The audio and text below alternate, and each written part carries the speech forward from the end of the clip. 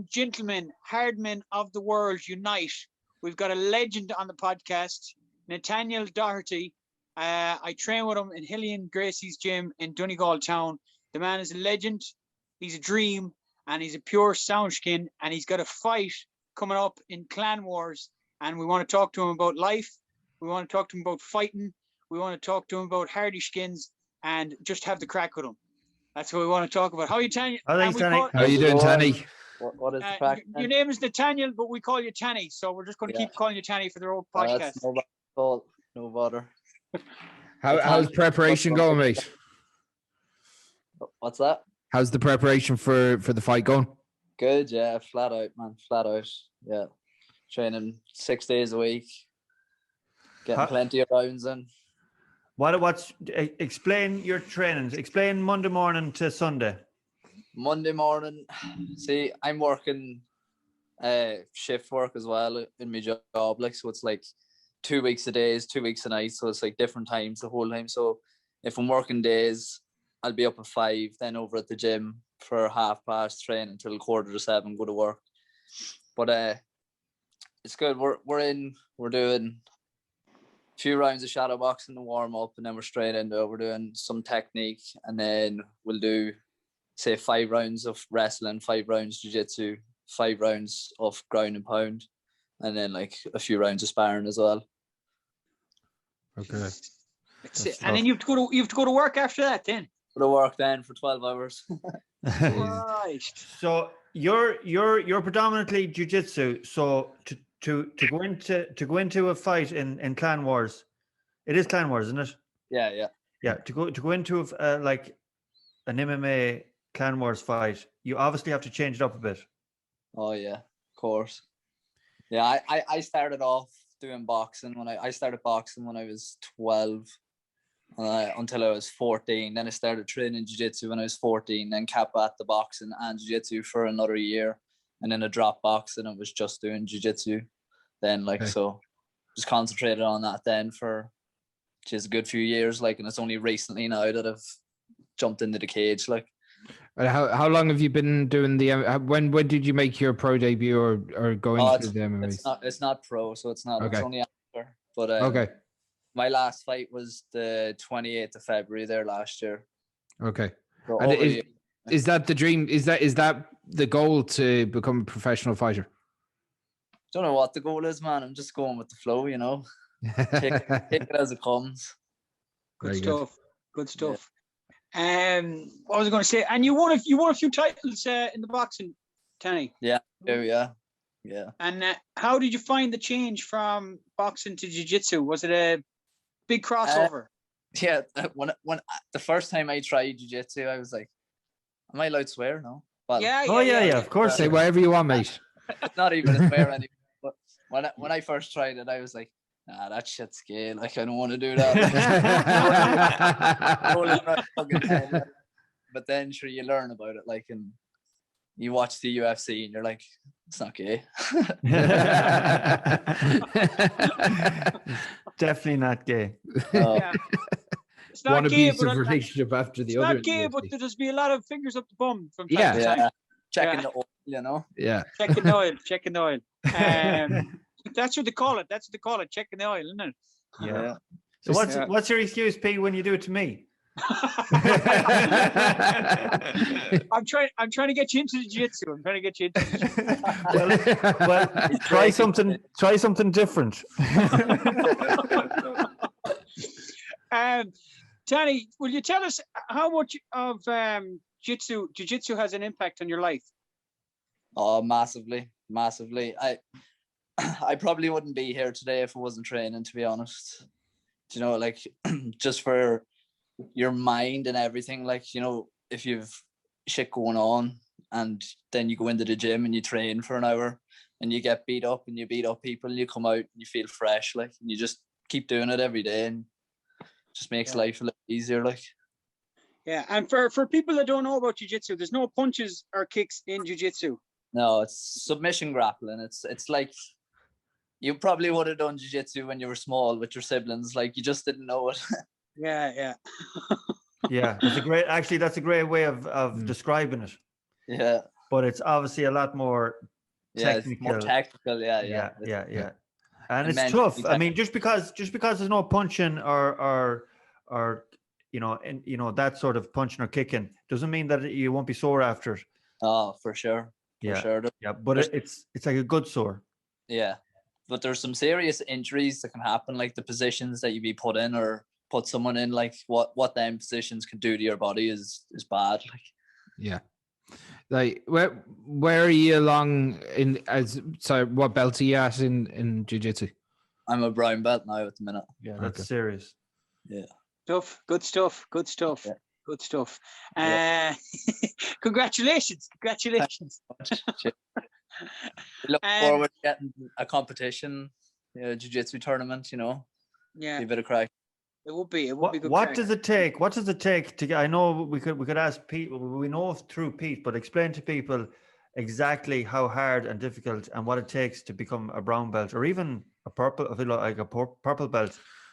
So, I've been training for the last 8 years, 5 days a week, and it's kind of going through the belts. It's not about how good you are in a sense. Well, it is obviously, you need to know what you're at, but it's more so your time on the mat and your commitment to the club. And, like there's like 3 rules that our club follows, excuse me, is honor, loyalty and respect. Like, yeah. And it's within our logo, like, so.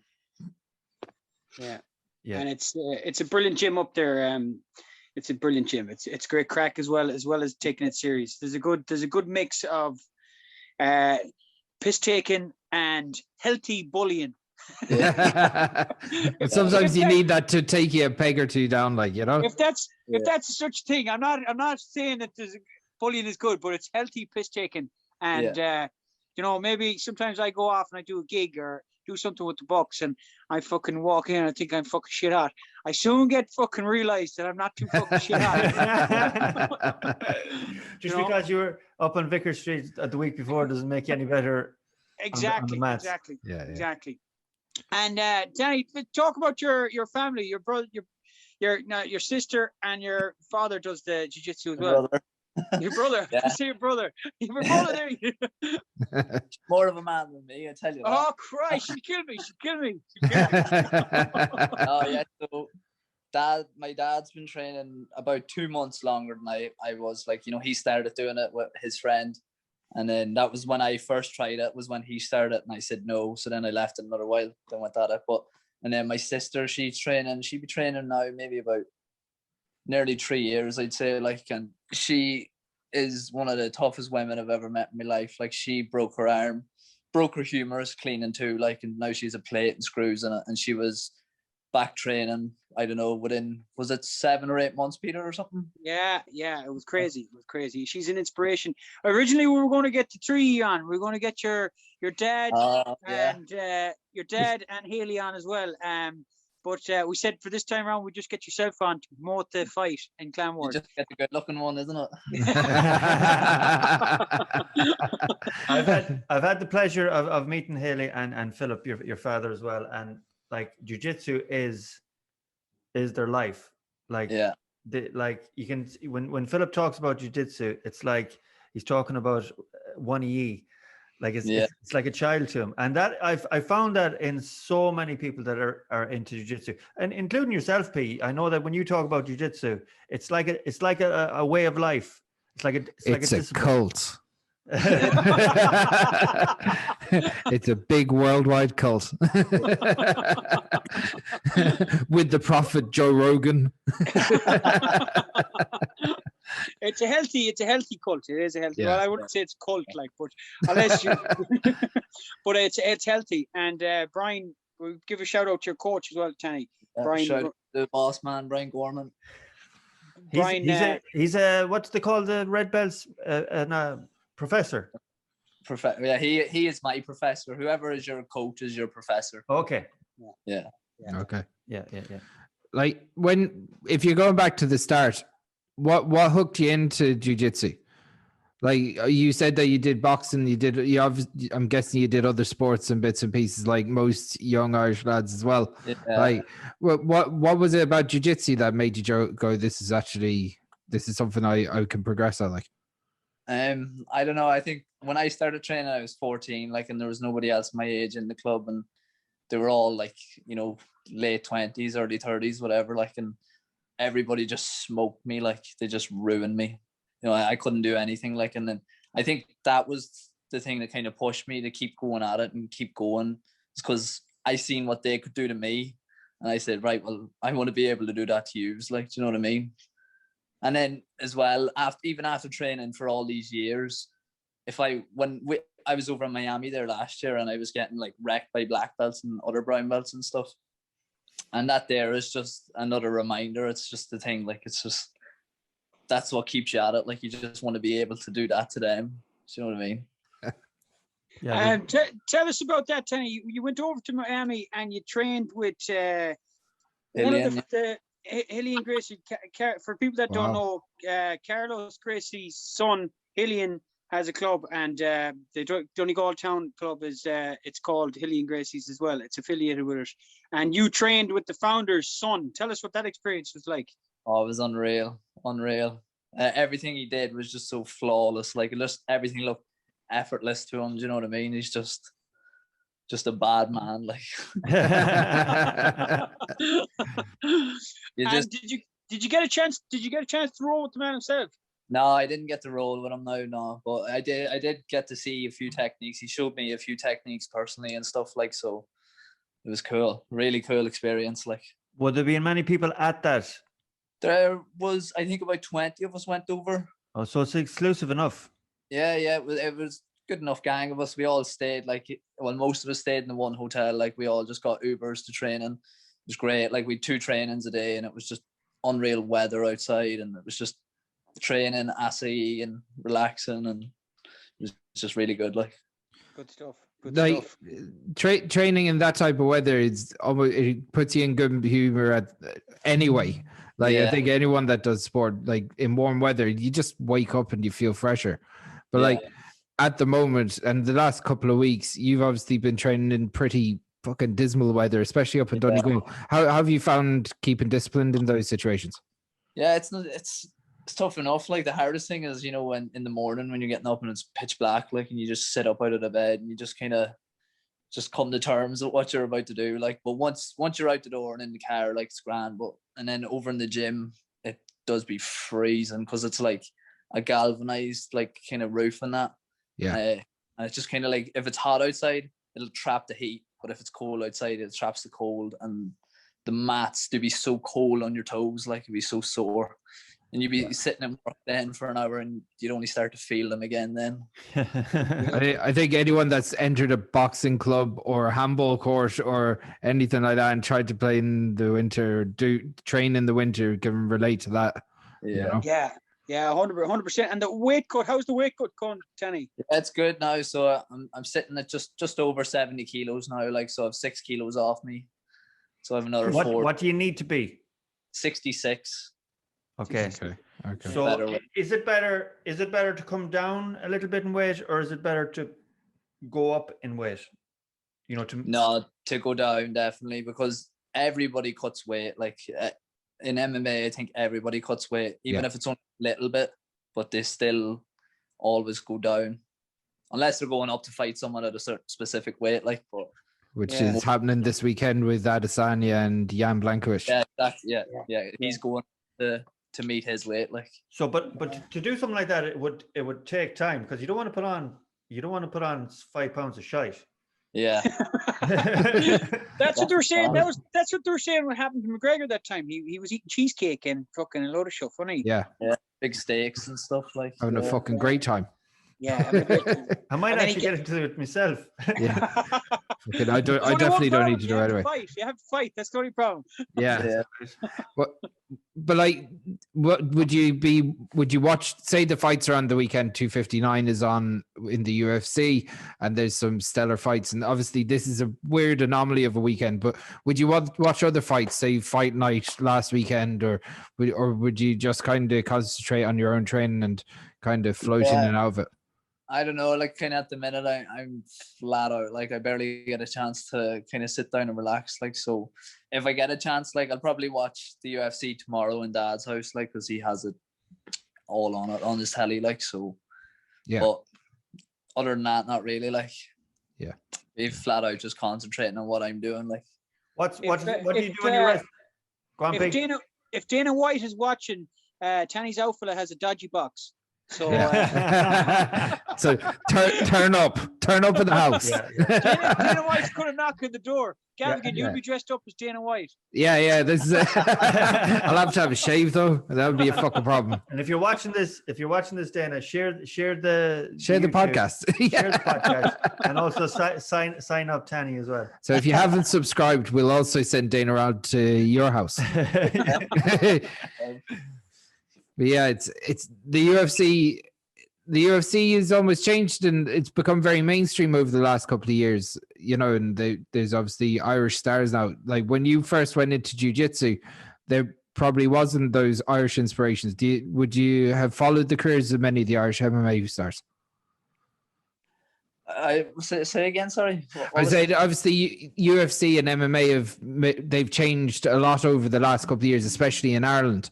And Ireland has fighters in Bellator and the UFC, and they're kind of household names. Would you have been inspired by any of them, or is there anyone you've particularly watched?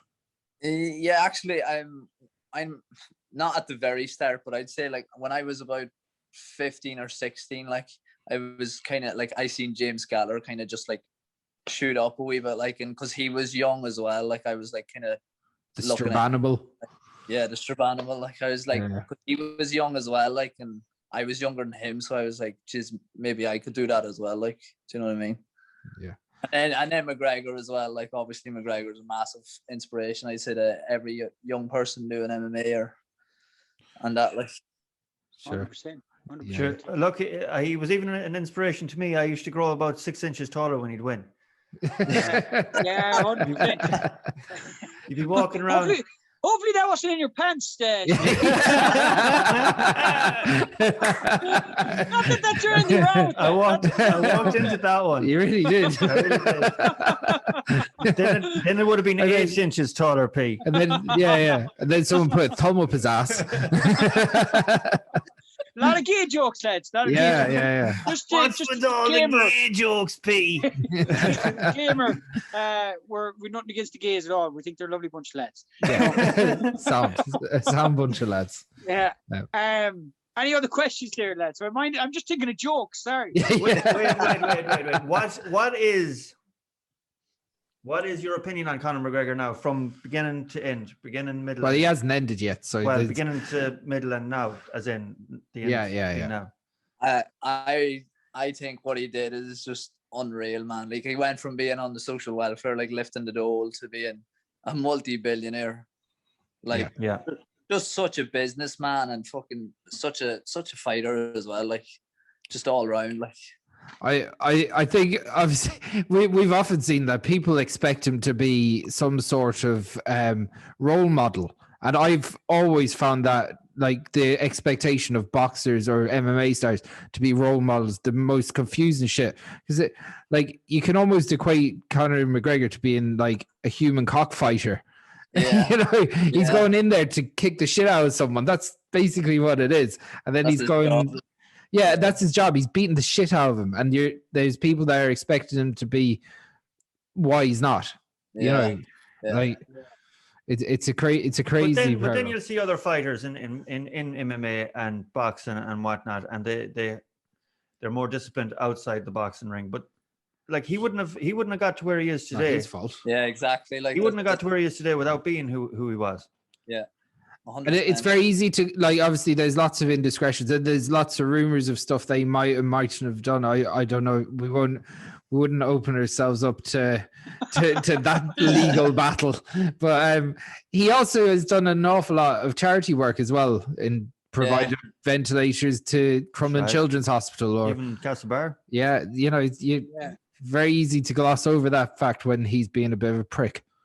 Yeah. Well, like, it's, in fairness, if somebody got so much money at that age when they were really young, if somebody gave me a load of money when I was really young, sure, I was a fucking idiot. Yeah. I still am. You know what I mean? I think if anyone got that kind of money, you'd just go mad, though.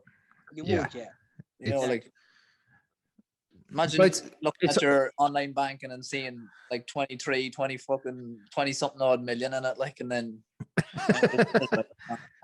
Well, I think if I had that much money, I think I'd get very, very fat.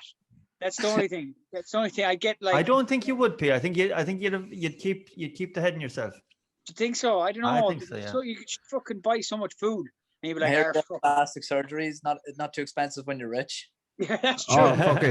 Right, a fake 6-pack. I'll get a fake 6-pack. Speaking of food, Tani, what's your diet?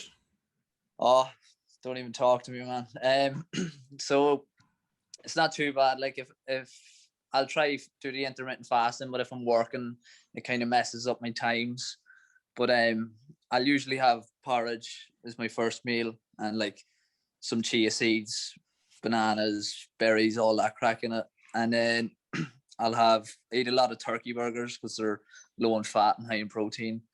Some brown rice, asparagus, broccoli, them baby corns, banana and egg pancakes. Like, that's pretty much all I eat. Tell them about making the banana egg pancakes. Oh, man, this will blow your mind, boys, right? So two eggs, one banana, and you just mash up the banana and whisk up the eggs and then throw it all together. I think Pete. No way. Trying to do that. Yeah. You would think it would taste like eggs. Like, it doesn't taste like eggs at all.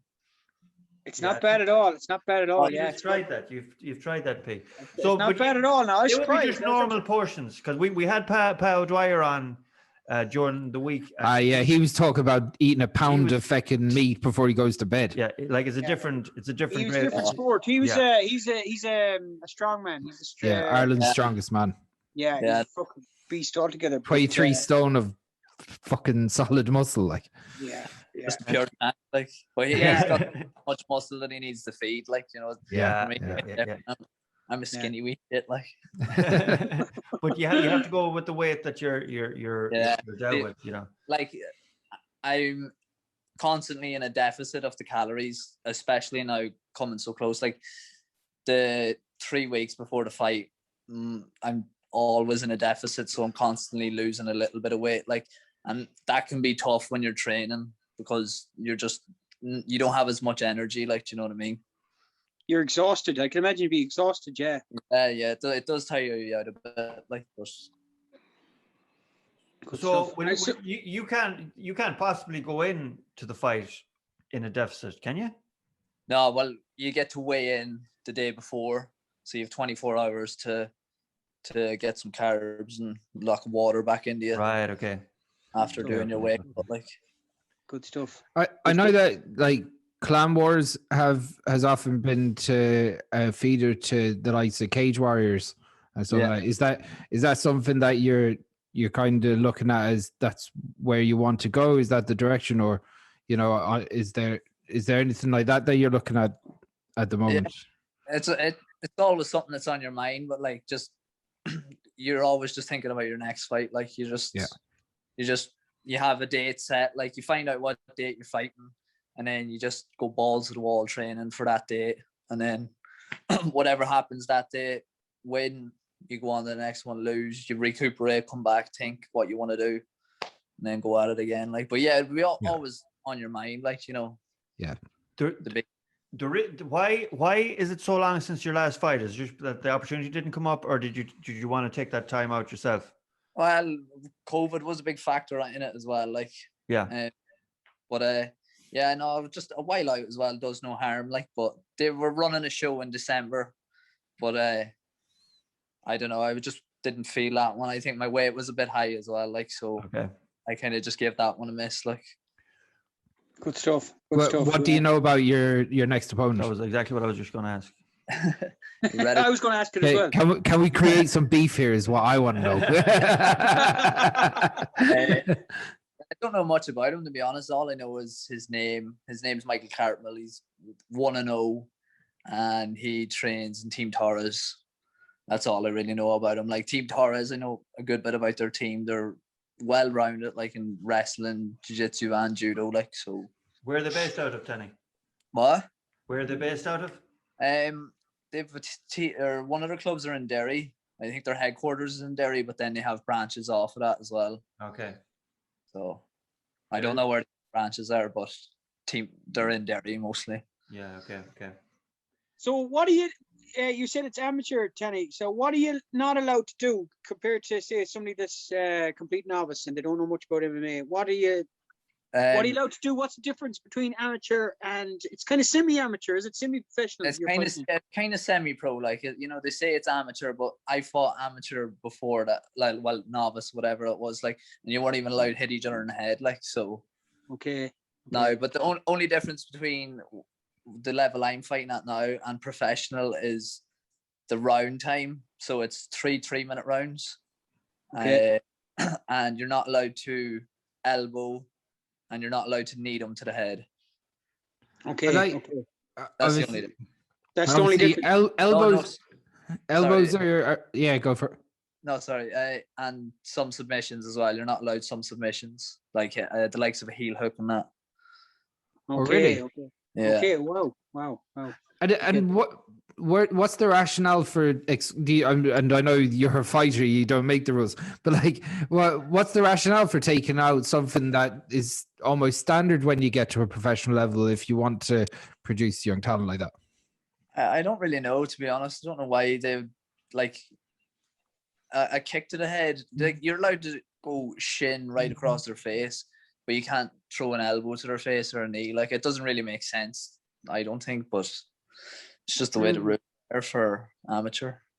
Yeah, it's like that rule in MMA where you can't go up and down elbows. Yeah, it makes no sense. Yeah, as you said, you can shin them. Out the lead kick as well. You know, the kick to the knee, like it's like a front side kick to the knee. Yeah, they were like arguing the point that should be illegal, but sure.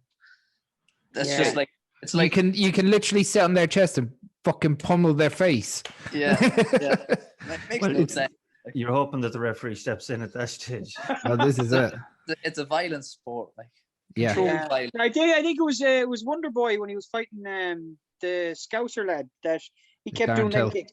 Darren Till, yeah, he kept Wonder Boy was complaining that he was getting that oblique kick. Yeah. What's and that? He said it's kind of the knee, is it? Like front side kick to the knee, kind of. Yeah, so like you're trying to hyperextend their knee with a kick. It's become like that's. It's funny how the sport has changed, especially year on year. Like that low calf kick. Like when McGregor last fought competitively, it wasn't really a big thing. Then he gets chopped down with it by Poirier, and everyone's using that low calf kick at the moment. Shows how his time out of the octagon, things have kind of progressed a lot. Yeah, big time. Definitely. It's constantly changing all the time. It's in flux. Yeah, it's like a language where they're learning new words all the time. It's crazy. Yeah. But like when you bet Cowboy with the shoulder, I'd say you were sad about that. Everyone thought that everyone would be throwing shoulders, but no one has thrown them since. Yeah. But that type of fighting in the clinch was regular. Like that, it was just the fact that he hurt him so badly in the clinch. Yeah, I think he broke his nose with the shoulders. Yeah, and then people were saying there was a lot of fucking idiots online saying Cowboy took a dive and all this. Do you know what I mean? Not at all. No, this is a proper finish. Yeah, you can't really fake that. Like, do you know what I mean? You can't. Well, once you get kicked in the head, 99% of people will go down. Like, yeah. It's crazy. No one's going to put especially a professional fighter is not going to put their head out on the chopping block to get a kick in the head. Well, Cerrone is like there's no way Cerrone would take a dive. He fights so regular, and he's lost a lot of fights, but he's an absolute legend of the sport. Like that was at 170 as well, wasn't it? That was at 170. Yeah. So McGregor was stronger at 170. They're saying he looked depleted at 150. Yeah, he did, didn't he? Like he was probably heavier than 170 going into it. Like, even if you looked at him at 155, he looked physically. He looked the best he ever did, stepping onto the scales. Yeah, it's hard to know though, isn't it? It's hard to know. And him at 145, he looks like something off O'Connell Street. Like. Oh wow! Yeah, he was. But at the time, no one noticed that because that was all they saw. Yeah, that's true. So it was only when he kind of filled out a bit and went up to 155, he was like well, he's also got older as well. Like he's 20, he's 31 now, 32, is he? 32, I'd say, yeah. So he went from like 24 to 32. You're obviously going to get a bit of bulk on there as well, you know. But so that was it too, and the steroids, like. Yeah. Allegedly. We're gonna have to do that in flashing lights. Anytime we go put anything up that might be, you know, litigation worthy. Myself and Pete went up to watch you in Belfast last time, and there was a great crowd. It was full. There was a mad atmosphere at it. How is it? I'm presuming that this fight, you're not going to have that. No, closed doors. Yeah, closed doors. How do you think that'll be any different? Will it benefit you? I don't know. I feel like it'd be more focused going in, like, because with the crowd there and the noise, I don't know. It's just kind of like in the background there, you know. But when it's like just you and this other person, and you'll only be able to hear your coach, like, and the other coach.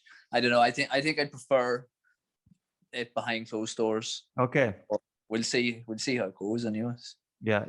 And that is going to be, it's going to be live on pay-per-view, isn't it? There's a pay-per-view link in my Instagram in my bio.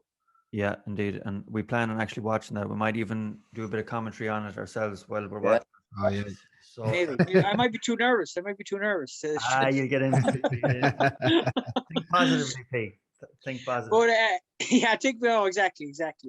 I want to go back to your outfit. Your outfit said that he wants to be buried in his jiu-jitsu gi. He did. Yeah, he told me that specifically. Yeah. Well, let's hope it's not for a while yet. No. I thought he meant when he was doing like some David Blaine trick or something like that. But that shows you how much it means to him. You know what I mean? Yeah, you know? It's his life, man. Like I don't know, he just fell in love with it since he started doing it. Yeah, you know, it's crazy. But he's also brought an awful lot of people to the club. When people didn't have lifts and stuff, you know, when they wanted to train, he would bring them, like, and stuff. So, and he always brought me, like, you know. So if I have him, I wouldn't be where I'm at today, like. So, thanks, Dad. Yeah, I'm sure there's been a few times as well when you were a young fella and 15, 16 and you wanted to go on the piss. 15, 16, the legal age is 18. I'm sure what Ireland is like. But I'm sure there's been times where he's been pulling you out of the bed after a rough night and trying to get you to go to training. And oh yeah, of course. Yeah. Oh yeah, definitely. Would you enjoy a pint, Tani? I used to, like, when I was 18, I kind of went on a bit of an escapade for a few months, like, and then I haven't drank now in months. Like, I don't know. I think actually at Christmas I had 2 or 3 bottles, like, and I just don't enjoy it anymore, like. Yeah. Cowboy doesn't enjoy it, but he still does it anyway. Yeah. I'd be the same. Like, if I was like, say I was to meet you out, like, or something, like, I'd sit and have 2 or 3 pints, which is like, but that'd be it. I wouldn't drink any more than that. Yeah. Just like you. I'd be the same myself. It'd take me about 20 though to realize I'm not enjoying it anymore. The drink is a funny one. It's a funny one. It is a funny one. I'm the same as that, but I've had some good crack on the drink as well. But it's a funny one. It's a tough one because it sets your training back completely. It sets it back. Yeah. It sets you back hours sometimes. But Yeah. Would you have any advice, Tani, to any young fella that wants to start jiu-jitsu or MMA or just combat sport in general? Yeah, well, like if people want to get into it, like don't think that you have to like get into it and then you have to go fighting someone. Like you don't have to fight. Like you can get into it and just train for fitness or for your mental health or whatever you want. Like, you know, find the closest club to you, go in, chat to them or ring them up. Like obviously they're not going to be doing anything now with COVID, but afterwards, yeah. Do you find yourself be like, compared to like lads you went to school with or whatever, would you say that you're more disciplined than most of them? I would say so, yeah. I still did a lot of the stuff that they did, you know what I mean? Like, but they're still doing that stuff and I'm not. Yeah. So you'd attribute that to jiu-jitsu. In that sense, yeah, I think so. Yeah, because I remember being a teenager and going boxing and stuff like that. And the lads that went boxing, they were at that stage, because you become so dedicated to it. And as you said, you don't want to ruin the next training session, or you might be thinking of trying to recover properly, even if it is not going playing a game of football as a 15-year-old. Yeah. To go boxing that evening, you know, there's all those things. And there's a discipline, especially with combat sports, that you have to be dedicated to, or you could get hurt. Yeah, you're either doing it or you're not. That's the only way it is. Like in combat sports, you're either 100% or... I tried jiu-jitsu myself down in Ballina in the SPG club down there, and I started to miss a couple of training sessions. I probably didn't dedicate myself enough to it. Plus, as well, I was training for a run, and I got a broken rib at one stage. I enjoyed it. Sometimes I came away from it, and I thought, brilliant. I can see now why P loves it so much, you know. And then other times I was like, it's like basically riding a man without, you know. but that was because going so well. No, it's like riding a man, but none of you come, is it? Yeah, something like that. Oh, you're doing jiu-jitsu wrong. Everyone comes. Where did you train, Steve? Maybe I was at the wrong fucking place. Hey, he's tied up in bondage. He goes, geez, I must be getting to black belt already. But sometimes I loved it, and I wanted to love it as much as Pete did.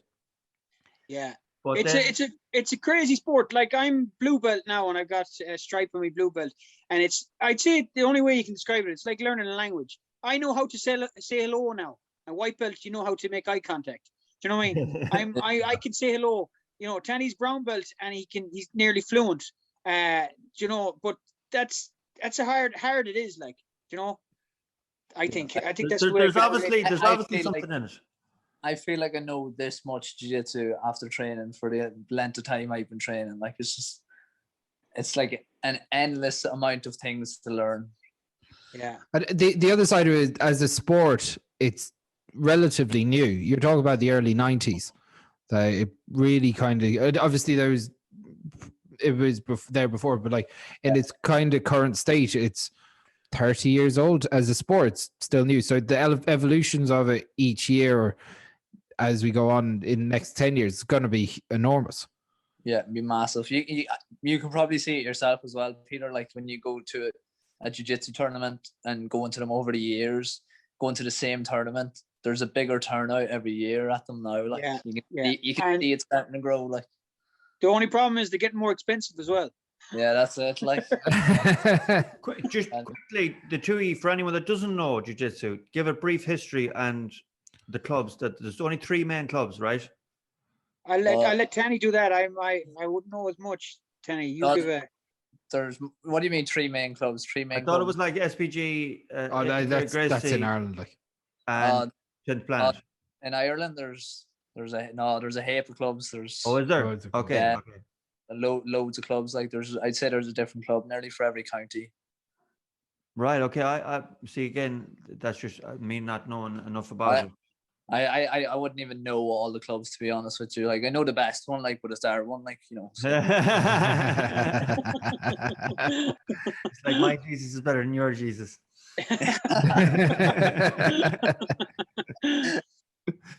But But yeah, so the breakdown of it, I don't know. It's that's been disputed over time. They said it was kind of came out of Japanese jiu-jitsu originally. I don't know the origins of it.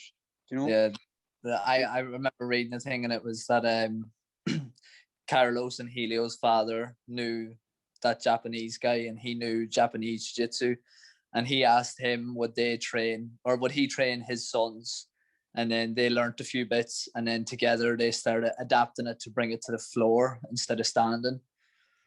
And then they just kept evolving it from there, and then the Gracie challenge was a thing then, and sure they had loads of babies and trained all the babies up. Well, wasn't it Reelan Gracie that was in UFC 1 and he won that tournament, was it? You know, was it Bob Sapp? Was one of them that he went in with one boxing glove. Yeah, you ever watch that? That was the old UFC. Yeah, that was crazy. That was crazy stuff. Yeah, madness, wasn't it? And the problem was they were all waiting. They wanted to get one haymaker on one of the Gracie lad that was in it, and he just grabbed them and put them on the floor. And they were like freaking out because they obviously don't know what they're doing. Yeah. It's but like, then you seen a lot more people were starting to learn grappling and stuff. Then, like, even if you look at the evolution of the UFC, wrestling kind of negated a lot of the jiu-jitsu stuff for a long time. Yeah. So really good American wrestlers were just grabbing people, and even if you were getting to jiu-jitsu, trying to do jiu-jitsu on them, they were just finding ways of just neutralizing your arms and legs and stuff, you know. That Chael Sonnen and Anderson Silva fight's a perfect unreal example. Perfect Chael Sonnen just pummeled them the whole time, like, and then Anderson last few seconds like that triangle. What did he do? I'll let you go for it, Tani. You tell us. Chael Sonnen, he's a wrestler, like, and Anderson Silva, he's a jiu-jitsu black belt, but Chael Sonnen just absolutely pummeled him, just kept taking him down, staying in his guard and just beating on him. And then just the last round, then Anderson Silva they were in the same position, and he got him in a triangle and finished him with the choke, like.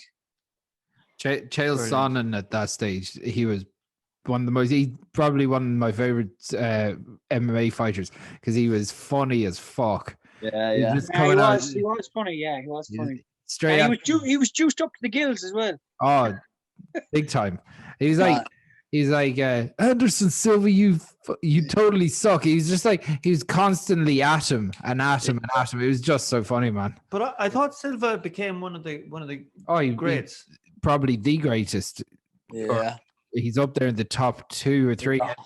Hall of Famer now, anyways. Yeah. Okay. Yeah, because like I just follow it on the outskirts of UFC or MMA, so I know the buzz names and that. Chael Sonnen before the second fight, he challenged him to a fight and said that he'd retire straight after if he lost, and he was winning the whole fight, as Tani was saying. He held him down, completely neutralized his jiu-jitsu, just kept on wrestling, that chain wrestling stuff that he was doing across the mat. And then he got submitted in, was it an armbar or something? It was a triangle. Triangle, yeah. Just like that. One opportunity, Anderson Silva just fucking got the squeeze out. It's like I don't know, honestly, it's like chess or something. It is like chess. All of a sudden it's checkmate. You know what I mean? Yeah. Even if you've got all the pieces, like the smallest of mistakes, like the margin for error is tiny, like. But people don't also realize, like, I've never done much MMA now, just done a bit of messing about, like, but people don't realize how hard it is actually to do jiu-jitsu while somebody is throwing punches at your head when you're on the ground. And there's sweat. The other person is getting sweaty. You can't grip them. How did you glove as well? The glove as well. You can't grip with the gloves. Some gloves don't have the fingers to grip. Your gloves or your hands are wrapped as well. I imagine your hands are wrapped as well. Yeah. So how did you find that progression? You kind of have to, like, from training jiu-jitsu on its own, you know, your jiu-jitsu, you're doing all your inverting and going upside down and all this crack, like, but if you start doing that in the cage, they're just going to hammer fist you straight in the face, like. So you kind of more have to be compact in a way, you know, and be just top dominant. I think it's far better to be playing from the top position than off your back in MMA anyways. Yeah, Yeah, unless you're somebody like Ryan Hall that fucking does crazy fucking triangles from the bottom. What's the role? Role, yeah. Yes. He's just another level, though, isn't he? Yeah, it's crazy. Yeah. Like if you look at that, like I'm guessing you're watching that and getting ideas all the times. Yeah, like you're watching Larry roll of training and stuff like that. Watching Tony Ferguson doing dart strokes left, right, and center and stuff like that. Yeah, that's cool. Yeah, it was a shame. It was sorry, I cut you off there, Tani. No, you're all right. Go ahead. I was just saying it was a shame that Tony Ferguson never got to fight Khabib in their prime, Yeah, you know. Well, I suppose that he, from the bottom, he is like Tony Ferguson is lethal from being in bottom position, like. Yeah. You know, like I suppose the grappling thing, it's almost a little. With the likes of Khabib or Tony Ferguson, it's become a lot more popularized. You know, people regulars are just watching the sport and they can probably understand it a bit more because that you watch Khabib, he's amazing fighter. That's all he does. He just wants to grab a hold of someone and just hold them down. Yeah, maul them, just slowly beat them up until they give up. Yeah. Years ago, that wasn't appreciated. No. Especially outside Julian's. Well, there's more money in boxing, even if you're boxing in the UFC. So they say. Well, like just strikers earn more money. Yeah, like why is that? Like, it's more exciting. That's what sells. Like it's more exciting to watch, but only to the untrained eye, I think. You know, somebody that knows, like, you know, mixed martial arts or jiu-jitsu or Thai boxing or anything, you know, like they understand it and respect it and understand how difficult all these things are. Yeah, I suppose you can understand it when you see someone like Max Holloway in his last performance against Dan Hooker, and he's like shouting to the commentators that mentioned, is like, is he the best like he's the commentators was like, is he the best striker in the UFC? And he's just like punching your man. He shouts he's like, I am the best boxer in the UFC. And, like, and he's like slipping fault, wasn't it? So he's like slipping punches left, right. How was he right, able to hear the commentator? Because there's no one in the arena. Oh, okay. Wow. So he's like shouting out in the cage, and they like slipping punches and like no look dodges and stuff like this. And you're like, it's just, he's a savage. Like, they were wondering if he was the best because supposedly, you know, the boy he was fighting, Calvin Kattar, he was supposedly the best boxer at the minute in the UFC. Right, Calvin Kattar was not.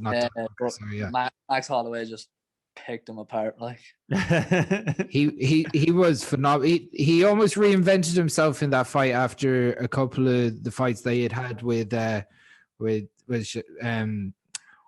New Zealand guy, the New champion. Zealand guy, yeah. I can't think of his name. He's a small, stocky fella. He looks like a terrier. He does, yeah. Oh, what's his name again? Can't think of his name. Volkanovski, yeah. It's a real New Zealand name. It is, yeah. But yeah, like he whatever it was about, it shows that styles make fights as well, isn't it? Yeah, it's true. Volkanovski and himself, he just couldn't get anything off on him, and then he goes and fights Calvin Kattar, and he's looks like the greatest ever. Like, yeah, definitely. So Tani, what would the future hold? I know you're not thinking past the next fight. That's what the future holds for you. You're not thinking past. What's the future hold for you? What's the future hold for me? I don't know, man. Hopefully loads of cash. I don't know, man. Honestly, I don't know. Just take it day by day, man. That's the way I live, like one day at a time.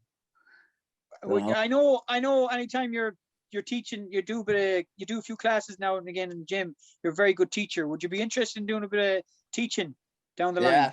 Yeah, that would be the dream. Like, yeah, sometime have my own school, like open up my own school. That'd be cool. Would you like to get to Brian's level?